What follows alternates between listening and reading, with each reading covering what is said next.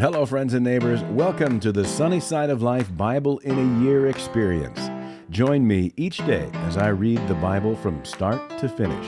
I'm reading from the Life Application Study Bible, New Living Translation, published by Tyndale House Publishers. I pray this daily reading will bless you as much as it does me. So let's get started. March 17th, Judges, chapters 19 through 21. Now in those days, Israel had no king. There was a man from the tribe of Levi living in a remote area of the hill country of Ephraim. One day he brought home a woman from Bethlehem in Judah to be his concubine. But she became angry with him and returned to her father's home in Bethlehem. After about 4 months, her husband set out for Bethlehem to speak personally to her and persuade her to come back. He took with him a servant and a pair of donkeys. When he arrived at her father's house, her father saw him and welcomed him. Her father urged him to stay a while, so he stayed 3 days, eating, drinking, and sleeping there. On the 4th day, the man was up early, ready to leave, but the woman's father said to his son-in-law, "Have something to eat before you go." So the 2 men sat down together and had something to eat and drink. Then the woman's father said, "Please stay another night and enjoy yourself." The man got up to leave, but his father-in-law kept urging him to stay, so he finally gave in and stayed the night. On the morning of the 5th day, he was up early again, ready to leave, and again the woman's father said, "Have something to eat, then you can leave after this afternoon." So they had another day of feasting. Later, as the man and his concubine and servant were preparing to leave, his father-in-law said, "Look, it's almost evening. Stay the night and enjoy yourself. Tomorrow you can get up early and be on your way." But this time the man was determined to leave. So he took his 2 saddled donkeys and his concubine and headed in the direction of Jebus, that is, Jerusalem. It was late in the day when they neared Jebus, and the man's servant said to him, "Let's stop at this Jebusite town and spend the night there." "No," his master said, "we can't stay in this foreign town where there are no Israelites. Instead, we will go on to Gibeah. Come on, let's try to get as far as Gibeah or Ramah, and we'll spend the night in one of those towns." So they went on. The sun was setting as they came to Gibeah, a town in the land of Benjamin. So they stopped there to spend the night. They rested in the town square, but no one took them in for the night. That evening an old man came home from his work in the fields. He was from the hill country of Ephraim, but he was living in Gibeah, where the people were from the tribe of Benjamin. When he saw the travelers sitting in the town square, he asked them where they were from and where they were going. "We have been in Bethlehem in Judah," the man replied. "We are on our way to a remote area in the hill country of Ephraim, which is my home. I traveled to Bethlehem, and now I'm returning home. But no one has taken us in for the night, even though we have everything we need. We have straw and feed for our donkeys and plenty of bread and wine for ourselves." "You are welcome to stay with me," the old man said. "I will give you anything you might need, but whatever you do, don't spend the night in the square." So he took them home with him and fed the donkeys. After they washed their feet, they ate and drank together. While they were enjoying themselves, a crowd of troublemakers from the town surrounded the house. They began beating at the door and shouting to the old man, "Bring out the man who is staying with you so we can have sex with him." The old man stepped outside to talk to them. "No, my brothers, don't do such an evil thing, for this man is a guest in my house, and such a thing would be shameful. Here, take my virgin daughter and this man's concubine.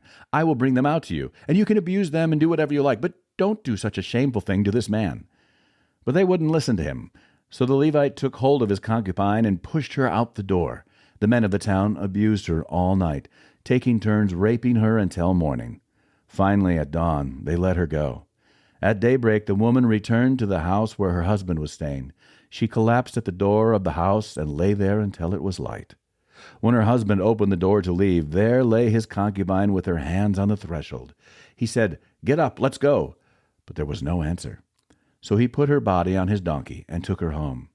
When he got home, he took a knife and cut his concubine's body into 12 pieces. Then he sent 1 piece to each tribe throughout all the territory of Israel. Everyone who saw it said, "Such a horrible crime has not been committed in all the time since Israel left Egypt. Think about it. What are we going to do? Who's going to speak up?" Then all the Israelites were united as one man, from Dan in the north to Beersheba in the south, including those from across the Jordan in the land of Gilead. The entire community assembled in the presence of the Lord at Mizpah. The leaders of all the people in all the tribes of Israel, 400,000 warriors armed with swords, took their positions in the assembly of the people of God. Word soon reached the land of Benjamin that the other tribes had gone up to Mizpah. The Israelite then asked how this terrible crime had happened. The Levite, the husband of the woman who had been murdered, said, "My concubine and I came to spend the night in Gibeah, a town that belongs to the people of Benjamin. That night some of the leading citizens of Gibeah surrounded the house, planning to kill me, and they raped my concubine until she was dead.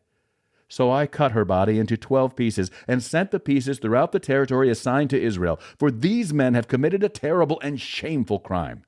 Now then, all of you, the entire community of Israel, must decide here and now what should be done about this." And all the people rose to their feet in unison and declared, "None of us will return home. No, not even one of us. Instead, this is what we will do to Gibeah. We will draw lots to decide who will attack it. 1/10 of the men from each tribe will be chosen to supply the warriors with food, and the rest of us will take revenge on Gibeah of Benjamin for this shameful thing they have done in Israel." So all the Israelites were completely united, and they gathered together to attack the town. The Israelites sent messengers to the tribe of Benjamin, saying, "What a terrible thing has been done among you. Give up those evil men, those troublemakers from Gibeah, so we can execute them and purge Israel of this evil." But the people of Benjamin would not listen. Instead, they came from their towns and gathered at Gibeah to fight the Israelites. In all, 26,000 of their warriors armed with swords arrived in Gibeah to join the 700 elite troops who lived there. Among Benjamin's elite troops, 700 were left-handed, and each of them could sling a rock and hit a target within a hair's breadth without missing. Israel had 400,000 experienced soldiers armed with swords, not counting Benjamin's warriors. Before the battle, the Israelites went to Bethel and asked God, "Which tribe should go first to attack the people of Benjamin?" The Lord answered, "Judah is to go first." So the Israelites left early the next morning and camped near Gibeah. Then they advanced toward Gibeah to attack the men of Benjamin. But Benjamin's warriors, who were defending the town, came out and killed 22,000 Israelites on the battlefield that day. But the Israelites encouraged each other and took their positions again at the same place they had fought the previous day, for they had gone up to Bethel and wept in the presence of the Lord until evening. They had asked the Lord, "Should we fight against our relatives from Benjamin again?" And the Lord had said, "Go out and fight against them." So the next day they went out again to fight against the men of Benjamin. But the men of Benjamin killed another 18,000 Israelites, all of whom were experienced with the sword. Then all the Israelites went up to Bethel and wept in the presence of the Lord and fasted until evening. They also brought burnt offerings and peace offerings to the Lord. The Israelites went up seeking direction from the Lord. In those days the ark of the covenant of God was in Bethel, and Phinehas, son of Eleazar and grandson of Aaron, was the priest. The Israelites asked the Lord, "Should we fight against our relatives from Benjamin again? Or should we stop?" The Lord said, "Go. Tomorrow I will hand them over to you." So the Israelites set an ambush all around Gibeah. They went out on the third day and took their positions at the same place as before. When the men of Benjamin came out to attack, they were drawn away from the town, and as they had done before, they began to kill the Israelites. About 30 Israelites died in the open fields and along the roads, one leading to Bethel and the other leading back to Gibeah. Then the warriors of Benjamin shouted, "We're defeating them as we did before." But the Israelites had planned in advance to run away so that the men of Benjamin would chase them along the roads and be drawn away from the town. When the main group of Israelite warriors reached Baal Tamar, they turned and took up their positions. Meanwhile, the Israelites hiding in ambush to the west of Gibeah jumped up to fight. There were 10,000 elite Israelite troops who advanced against Gibeah.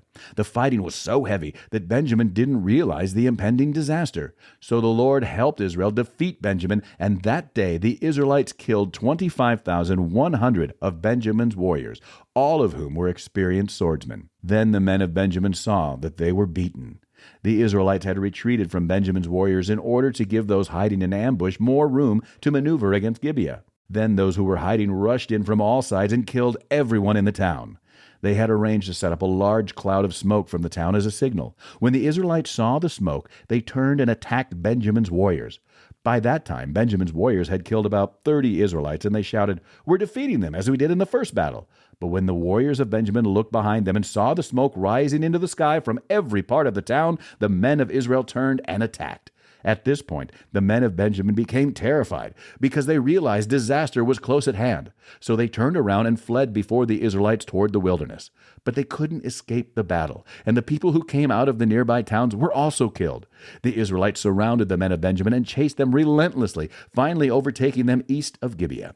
That day, 18,000 of Benjamin's strongest warriors died in battle. The survivors fled into the wilderness toward the rock of Rimmon, but Israel killed 5,000 of them along the road. They continued the chase until they had killed another 2,000 near Gadam. So that day the tribe of Benjamin lost 25,000 strong warriors armed with swords, leaving only 600 men who escaped to the rock of Rimmon, where they lived for 4 months. And the Israelites returned and slaughtered every living thing in all the towns, the people, the livestock, and everything they found. They also burned down all the towns they came to. The Israelites had vowed at Mizpah, "We will never give our daughters in marriage to a man from the tribe of Benjamin." Now the people went to Bethel and sat in the presence of God until evening, weeping loudly and bitterly. "O Lord God of Israel," they cried out, "why has this happened in Israel? Now one of our tribes is missing from Israel."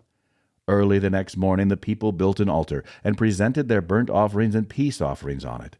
Then they said, "Who among the tribes of Israel did not join us at Mizpah when we held our assembly in the presence of the Lord?" At that time they had taken a solemn oath in the Lord's presence, vowing that anyone who refused to come would be put to death. The Israelites felt sorry for their brother Benjamin and said, "Today one of the tribes of Israel has been cut off. How can we find wives for the few who remain, since we have sworn by the Lord not to give them our daughters in marriage?" So they asked, "Who among the tribes of Israel did not join us at Mizpah when we were assembled in the presence of the Lord?" And they discovered that no one from Jabesh-Gilead had attended the assembly. For after they counted all the people, no one from Jabesh-Gilead was present. So the assembly sent 12,000 of their best warriors to Jabesh-Gilead with orders to kill everyone there, including women and children. "This is what you are to do," they said. "Completely destroy all the males and every woman who is not a virgin." Among the residents of Jabesh-Gilead they found 400 young virgins who had never slept with a man, and they brought them to the camp at Shiloh in the land of Canaan. The Israelite assembly sent a peace delegation to the remaining people of Benjamin who were living at the rock of Rimmon. Then the men of Benjamin returned to their homes, and the 400 women of Jabesh-Gilead who had been spared were given to them as wives. But there were not enough women for all of them. The people felt sorry for Benjamin because the Lord had made this gap among the tribes of Israel. So the elders of the assembly asked, "How can we find wives for the few who remain, since the women of the tribe of Benjamin are dead? There must be heirs for the survivors, so that an entire tribe of Israel is not wiped out. But we cannot give them our own daughters in marriage because we have sworn with a solemn oath that anyone who does this will fall under God's curse." Then they thought of the annual festival of the Lord held in Shiloh, south of Lebonah and north of Bethel, along the east side of the road that goes from Bethel to Shechem. They told the men of Benjamin who still needed wives, "Go and hide in the vineyards. When you see the young women of Shiloh come out for their dances, rush out from the vineyards, and each of you can take one of them home to the land of Benjamin to be your wife. And when their fathers and brothers come to us and protest, we will tell them, 'Please, be sympathetic. Let them have your daughters, for we didn't find wives for all of them when we destroyed Jabesh-Gilead, and you are not guilty of breaking the vow, since you did not actually give your daughters to them in marriage.'" So the men of Benjamin did as they were told. Each man caught one of the women as she danced in the celebration and carried her off to be his wife. They returned to their own land, and they rebuilt their towns and lived in them. Then the people of Israel departed by tribes and families, and they returned to their own homes. In those days, Israel had no king. All the people did whatever seemed right in their own eyes. That's it for today, friends. Feel free to read ahead on your own. Before I go, let's share the Lord's Prayer together. Our Father who art in heaven, hallowed be thy name. Thy kingdom come, thy will be done, on earth as it is in heaven. Give us this day our daily bread, and forgive us our trespasses, as we forgive those who trespass against us. Lead us not into temptation, but deliver us from evil. For thine is the kingdom, and the power, and the glory forever.